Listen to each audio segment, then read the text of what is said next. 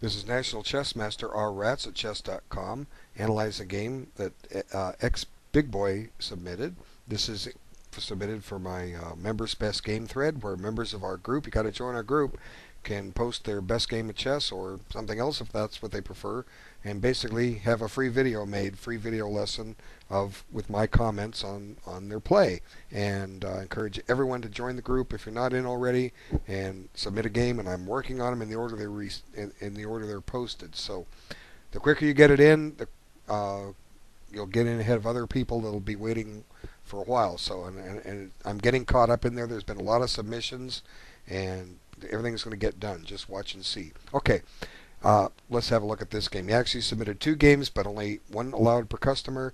I wish I could do 2, but then I got to do 2 for everybody. So I just picked one. If I'd seen it earlier, I would have asked you to pick one. But I didn't see it because I'm working forward in the thread. If I'm lucky and catch it, I'll let you know. I did catch 1 or 2 people. But anyway, this would be instructive. We'll see where it goes. Now this was played in a time control of a move every 10 days. So it's it's one of these postal games. And the one thing information I don't have is how quick did both sides play.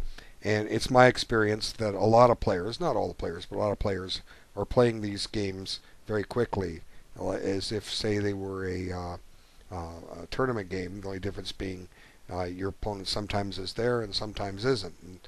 And I know sometimes both players are logged in and they'll rattle off 7, 8, 9, 10 moves. And you're really destroying your chance of improvement by playing this way. I'm switching gears here in the video lessons group, getting more long time control games, because you need to take your time and think.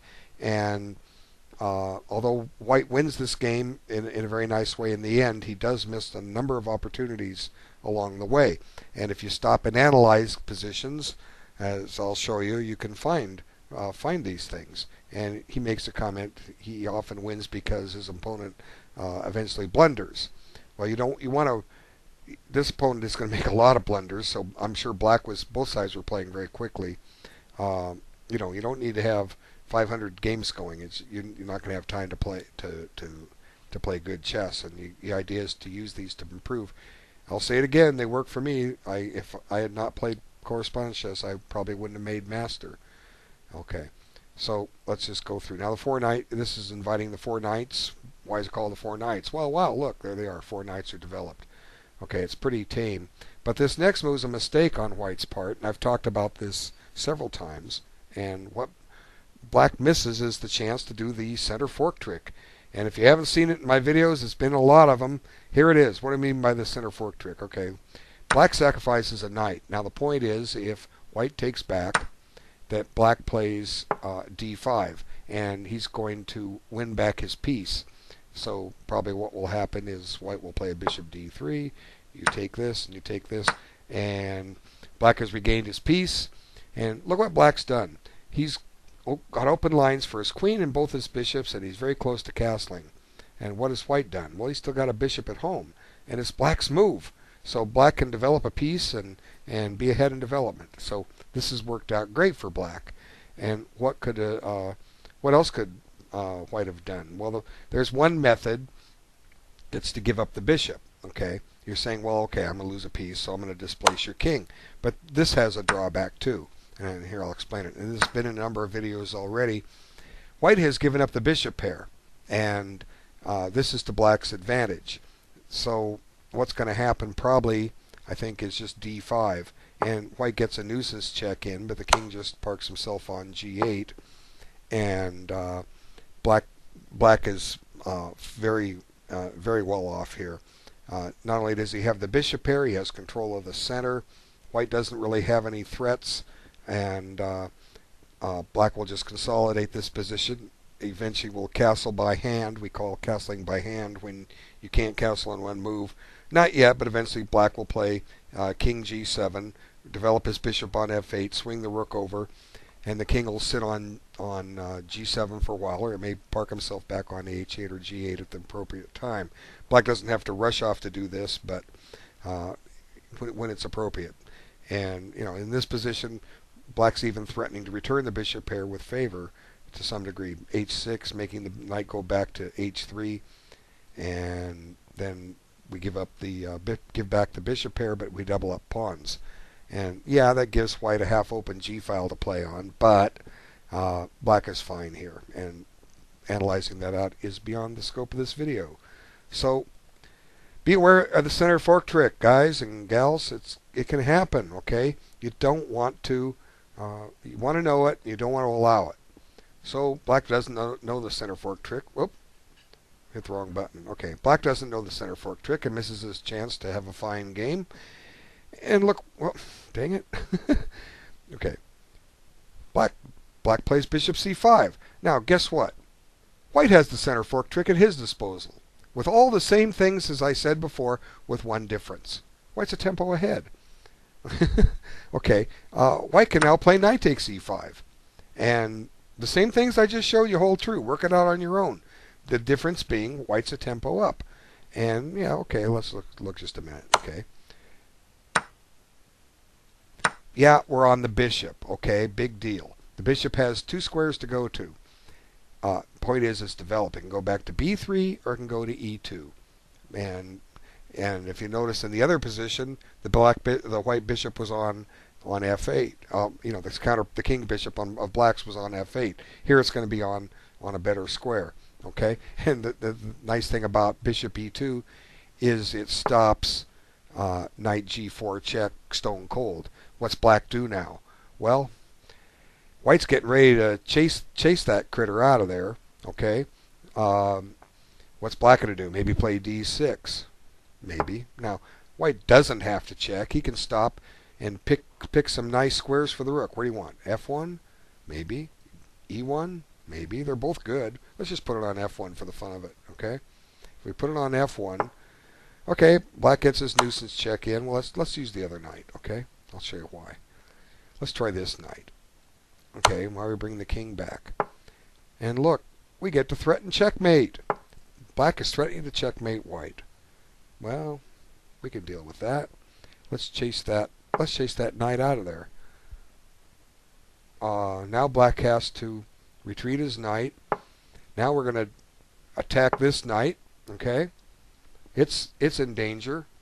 Let's say it goes to g6. We're trying to keep it on the king side where we can do some attacking. White's fine here. White's well developed. White can offer a queen exchange. Let's chase that queen out of there. Okay, white has the bishop pair. Basically forcing black to exchange queens into a lost, probably a lost endgame. Okay, this is just a sample line. I just ran through it, saw it the first time here, and wanted to share it with you. So know the center fork trick. You're going to get a good game from it, no matter how your opponent responds. So let's back up. And actually, what I'm going to do is it's easier when you let's see. One drawback with chess.com's game viewer, when they puts the moves, anytime you go into a sideline, it kind of throws everything, moves everything around. It's sometimes hard to get back in the main line, so I'm just reloading it. Okay, so black plays bishop c5, and white castles. Now, question: does black still have the center fork trick again? That's a good question. Does he? Okay, does he have it? I guess he does. Maybe it could get a little tricky here, but there's the center fork trick again. What can white do? Knight takes e4. There it is, d5. The only difference now is white's castled, and now but black has his bishop out, so maybe it's going to work out in favor. And this is going to go on and on ad infinitum. How long is this center fork trick going to be sitting there? I encourage you guys. I'm not going to spend more time analyzing this out. Maybe I'm wrong. Well, but you know what? Let's analyze it out. What we know that knight takes e4 is no good. So let's try this. Let's see what happens. Takes. Now we're on the bishop. Well, we just come back here. That stops the knight check. Oh, I didn't mention the other line. What about this to prevent the pawn from coming to d5? Well, big deal. Now black has weaknesses here, d4 and d3. that white can never cover with a pawn. So mercy, look at this center fork trick again. 3 times in a row. Three times it was allowed from both sides of the board. My goodness.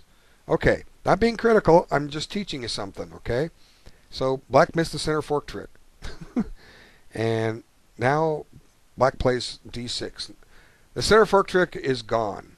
It's gone. It's not there anymore. If you take on e5 now, you're going to lose your knight to a pawn, and you don't have a fork. And now, once again, the center fork trick is gone for both sides. So it was there for for both sides on more than one occasion, at least for white. So anyway, I hope you know the center fork trick by now. Anyone that's watching this video for the first time and never seen it.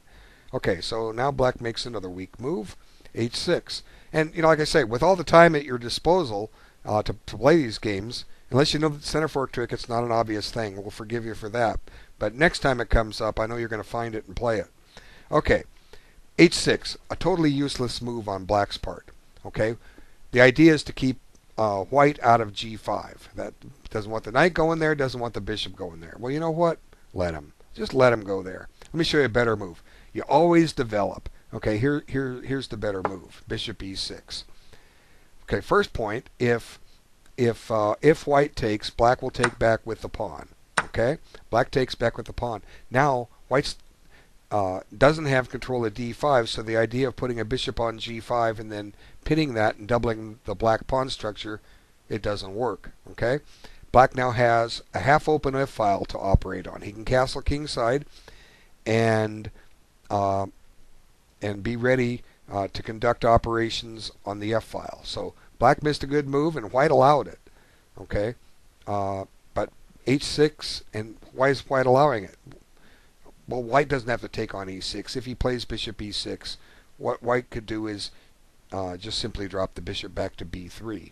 Okay, that's a good square for it. Okay, and let black take. And let's just examine that for a moment. Let's try to avoid h6 entirely. Let's let white get that in. Okay, let's let white get this thing in.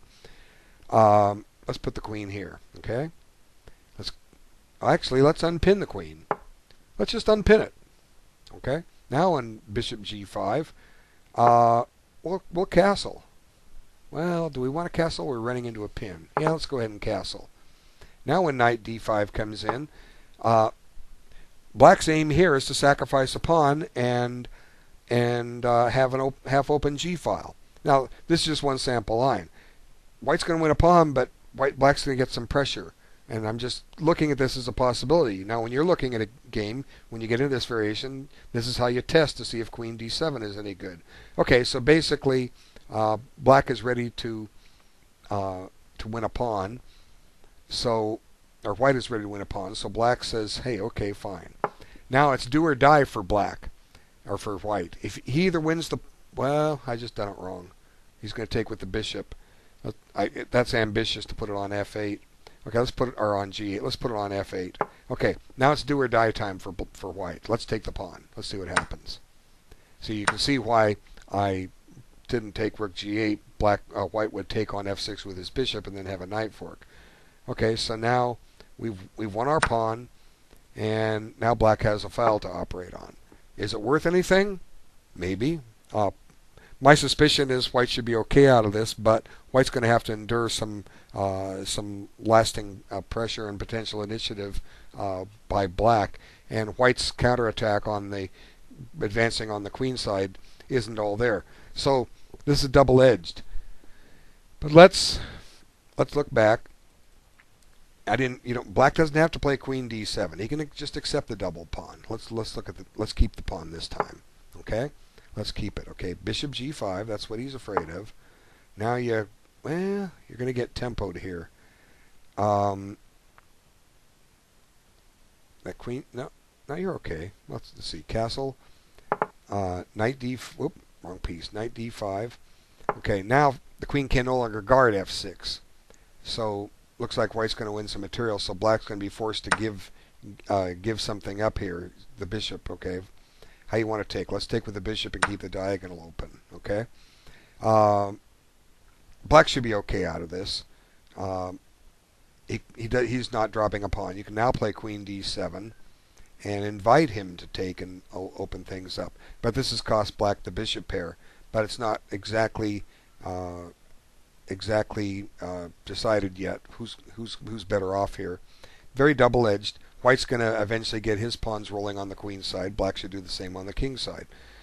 But all this is better because for black, I believe, because one thing black is doing is getting developed. Okay, so when you get a gift like, I kind of showed you all the potential for black, even though this is a white game.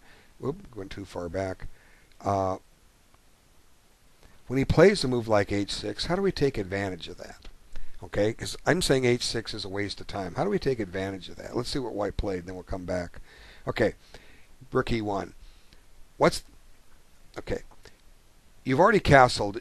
You don't need to quite move the rook yet. First off, if you play this, black has the option to play knight g4, and maybe white has to go back with rook to e2 or f1. Maybe rook e2 is possible, but then maybe that rook's going to get chased a little bit. Maybe white's going to get all out of play. So understanding the strategies, what worked for black can work for white since we're playing a symmetrical position. So a good move here is just bishop e3. Okay, it develops a piece. We don't know yet where we want that rook, and here it's useful to keep the rook on f1 if black will oblige white and take this guy. Now we can see the rook wanted to remain on f1 because now white has some of the things black was getting in the other variation. White has the half-open f-file and pressure on f7. So always develop and try not to move a piece a second time until you get them all out.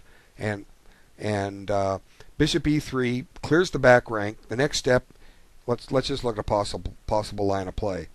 Okay, I was suggesting in the mirror position that white drop his bishop back. So the best move for black is to drop his bishop back. So what does white do? What can white do here? Well, it's time to get something redeployed. White could play queen d2 right now. That's a perfectly good move. What does it do? It connects the rooks. If black castles, there's some potential sacrifices on h6 because black has created a weakness there. Okay. It also there's some weaknesses in the black pawn structure. So let's just look at one possible line. Queen d2. Now we don't want to. I think it's premature to take here. We don't have enough going, but it's not far off from being bad because the king can't move and there's a threat to play a check. But black could have some resources. Let's improve our piece position first. Okay, how do we do that? Well, we can play. Well, if we play knight h4, black has a tactic. Knight takes e4. He's on the queen and he's on the knight. So what we want to do is get some more firepower over to the king side. How do we do that? Well, one way is to prepare with g3, although that's a little slow. That does prepare to put the knight on h4. Then the knight's threatening to go into g6, and there's a pin. You can't take it. Drive the rook away, and then maybe do the sacrifice. Now you got a knight entrenched in the position. So white has a lot of potential attacking things here, and the objective of this video is not to try to solve all of it. The onus is on white, who's playing a game where he has 10 days to move. White should be able to sit down and try and figure this out. And if he does figure it out, he's going to score a point because he's picked up this critical tempo. And when your opponent makes wasted moves like that in the opening, just develop. Just develop. Don't waste your time trying to break the game open yet. Get your guys out and then start looking for a plan. And since black has spent a tempo with h6, it's possible g3 is a perfectly good move because it plans knight h4 and maybe knight h5 or knight g6. You know, there's a weakness over here. There's other good moves here. We can swing this rook to e1. That's a good move. Just wait developments. If you get your pieces out, good things happen. But let's have some fun here. Let's just try this sacrifice. I talked about it. Let's see where it goes. I think it's early. It's premature. But how does black deal with this? Okay, white's for one thing, white's threatening to play queen g6 and then take this pawn. That'll give him 3 pawns for the piece. He still doesn't have a lot of firepower over there yet. So what does black need to do here? He either needs to guard f7 or develop a piece. Let's try to develop a piece instead of guarding something. Get rid of some threats. Okay, well we don't necessarily want double pawns, and let's take it just to break open the king. Now what can we do here? Well, we have a check, and the king goes to here. We can check back, and black will be happy to get a draw here, I think. But black could also play for a win with knight h7. So, I think, like I say, I think this is premature for white to go into. But it's something for white to sit down and analyze and get familiar with, okay? I've shown you the themes. Now you go to work. Okay, so, wait, you know what? I'm just going to reload the PGN because I got more notes in there. It makes it so much easier to find the position we want. Okay, I bring it back, and now we go forward. Okay, so I think rook e1 was an error. There were better moves. Develop a piece, and here he does my suggestion, but a move later. It was okay to accept double pawns there. Black can't do anything about him, and it also keeps black out of d4 if he does take. Okay, so black pretty much said, I intend to castle queenside and attack your king.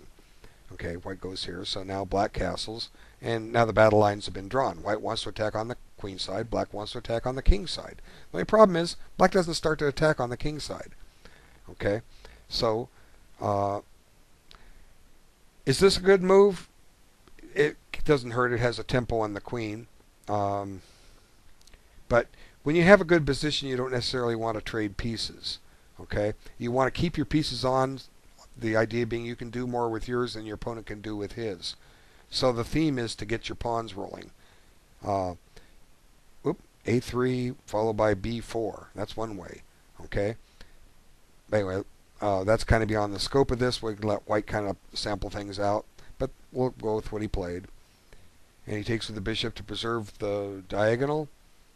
And black exchanges. Now, here it's okay to take with one of the heavy pieces because the f-file, white's abandoned it with his rook e1, and it's not all as useful as it could have been. Okay, so taking with the queen is fine. It keeps an eye on a7.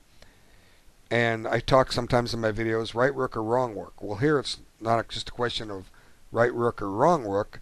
It's a question of right square or wrong square. So let's talk about this for a second. Black has 10 days to think about this, and he plays that move. Well, more thematic might, well, let's see.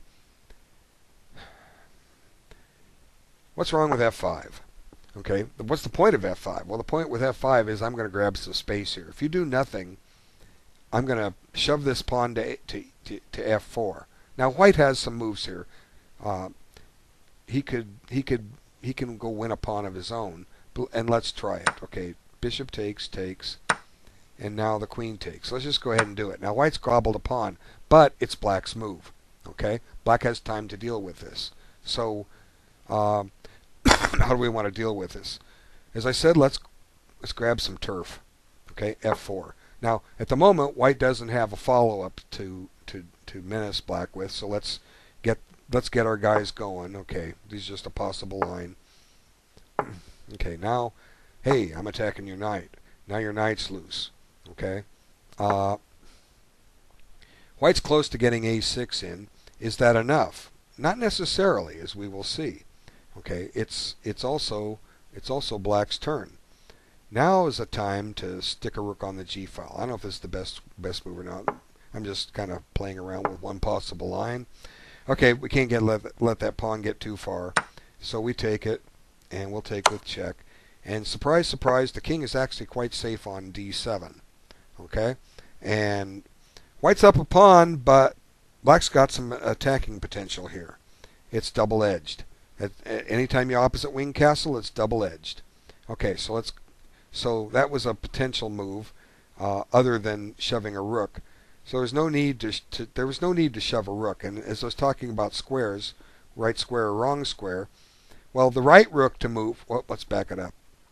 The right rook to move would have been to move this rook here. The only drawback with that move is that the f-pawn becomes pinned to the rook. But at least Black's rooks are supporting one thing he wants to do is a pawn advanced. So it's the wrong rook and it's the wrong square. Okay, and I'll leave it to White to sit and analyze this and try to find out what do you do against rook g8. Well, what you do is you're happy he can't play f5, and you're lucky he didn't play f5, forcing you into this. And then you either go win your pawn or you start your pawns rolling. So anyway, Black played rook h to f8. Wrong rook, wrong square. What's White do? He goes for the pawn, but he doesn't take it.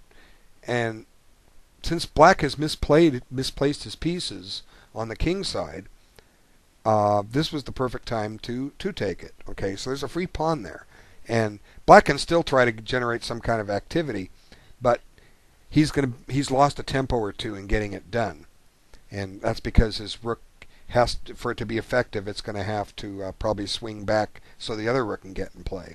Anyway, now there was a good time to take the pawn. You didn't, okay, but it's okay you didn't. White still got a decent game. He didn't have to take it, and now Black makes another bad move. It's good to have the pawns on the opposite color of your bishop, but White's getting close to having a winning position here. We'll see in a moment. And as I was saying, didn't have to take the pawn. It wasn't going anywhere. Black's in trouble. Okay. The threat, you can't cover them both. The threats are queen takes here and knight here. Okay, those are the two threats. Both win material. Black can only deal with one of the threats. He chooses to guard to cover the pawn on a7. So what White could do is take en passant and then go gobble the pawn on a7, or he could play knight g6 and win material. Either one of those good. Instead, White comes up with a third choice, knight f5. Now, it's not a bad move, but knight g6 was better. It just flat out won material. Okay? It was a much better move. But he keeps his attack going. He keeps his knight on the board. It's going to come in handy. Okay, queen f7. Now, White misses another good move. There's the tactic. Okay? You want to try to solve it? Pause the video. White to play and win. Okay. Here's the tactic. We've resumed the video. Just knight takes d6 check. Okay. This puts the question to Black that you want to lose your queen or you want to keep it. Well, I think he wants to keep it. And now we just simply give a check, and we're going to get our piece back. Okay. The king's got to move somewhere. You don't want to go to b8 because if you go to or d8. If you go to either one, you're going to drop the rook with check, and it's even worse. So the king has to come out to d7, or the queen has to interpose. It's probably better to interpose the queen, because you don't, well, maybe, yeah, you do. Okay, so now queen takes here. Now, White is up a clear pawn. Black has no compensation for it. Black cannot take on c2 because he's going to get his queen pinned. And White's all ready to start shoving his queenside pawns, and there's not much Black's going to be able to do here. So when you have 10 days to move, I don't know how quick you're moving, but you got to slow down. And how do you find moves like this? Well, analyze forcing moves, captures, checks. Those are forcing moves. Okay? A lot of people, they say, I can't take that pawn because it's guarded by a rook. Well, true, but not true, because you look half move further. Knight takes pawn check, rook takes. Oh, look, I've undermined the defender of d6, and I win something. There's one other possibility for Black. Here, I didn't show you this. Okay, let's look at this. When I give the check, I was suggesting if I said the king couldn't go to d8 and b8, maybe the best move is queen f7. Well, there's one other possibility, and that's to put the bishop here. Okay, now we take it, but White's still winning a pawn. He's still got some or more. Here you can take on a7, so maybe Black has to take take here. But now, white still want to. Well, no, you can't take there because the rook's going to fall. Silly me. You can't play bishop c6 here. For some reason I thought you could. You can't. The queen will just take on d6. See, I can't see one movers. Big deal, huh? Okay, so queen c7 is pretty much the only move. If king to d7, you're getting your piece back with check, and and then you're playing c4 tempo quicker. So anyway, you missed it. Got to look for these things. Okay, they're there. It'll make a lot of difference. So start taking your time and analyzing every possible forcing move. Checks are forcing moves. Captures are forcing moves. Attacking a piece or threatening a fork is a forcing move, because your opponent either has to deal with it or allow it and play a good move. Sometimes just threatening a fork isn't enough. Your opponent will just say, well, okay, go ahead and fork. I'm going to attack you. And when you fork me, I'm just going to let you take the piece because I'm getting a couple moves here ready to go, and I'm ready to attack you, and there's nothing you can do about it. So, it's part of analysis. You got to test these things out. Okay, so white missed, knight takes d6 check, but that's okay. It's not a problem. White still got a wonderful position. Queen c3, and eventually black's just going to fall apart here. Okay, b6. So let's break open some lines. This is a good move. It's pinned. We're going to open up a file. Black decides to run for the hills. There, we got a file open. Good. Now we got a protected passed pawn on top of it. And, the knight that didn't win the exchange, it's wonderfully posted. White had a luxury. He could get away with not winning material. Okay, we'll attack that. He comes back, and white starts finding some good moves. He's attacking a pawn. He sees that pawn is not protected because, as I've said before many times, the defensive power of a pinned piece is purely imaginary. So there's the pinned piece. Okay, so queen c7 to guard the pawn. And he gets the queen on a new diagonal. Black starts sending defenders over to the queen side, but it ain't enough. White's just going to overwhelm poor black here in a moment. That's a mistake. Black's just weakening his position further, but what else can he do? Maybe queen c8 to guard the bishop so the king can get to a8, but no, you can't play queen c8. There's a one mover, knight d6 check. Black's in trouble. Okay, so b5, it just loses quicker, but now this is a good move, very good move on your part. If black even tries to go by, white just drops his knight back to e3 to secure c4, and then bust another file open, two files actually, the b file and the a file. So black's just basically defenseless here. So he tries to defend the bishop this way, but it's not enough. Now we take it. Now the bishop is trapped. If he takes on b5, white pins the queen, so black gives up the piece, but it doesn't matter. Look, now his queen's under attack, and black just falls apart very quickly here. Swings this rook over here, and black's down a piece, and he's offering trades. That's suicide. But what can black do? He can't do anything. He tries this. What else? What else is there? Resign. Nobody ever won a game by resigning, but white's just embarrassing poor black. And now he's just playing for pure cheapo. Go ahead. Take my queen. You see what happens? Don't be greedy. Okay? If you take it, black wins. He gets a mate in 2 with rook down to b1. But unfortunately for black, white saw it, and black just falls apart even quicker. He had to play king b8 here, but it doesn't matter. The queens are coming off. White will play queen e8 check, and black must interpose his queen. But here black just loses quickly, and white has a mate in 2. There's a check. Queen has to come up, and goodbye. Okay, so lesson. Take your time in turn-based games. Got to take your time. The good moves are there to be found. When your opponent doesn't develop your men. Don't move a piece twice. And, of course, the center fork trick. And it was a pleasure making this for you. I'm going to close this video. Thanks for taking time to look at it. And I'll move on to the next one as soon as I can. Thank you so much for your time. Take care. Bye.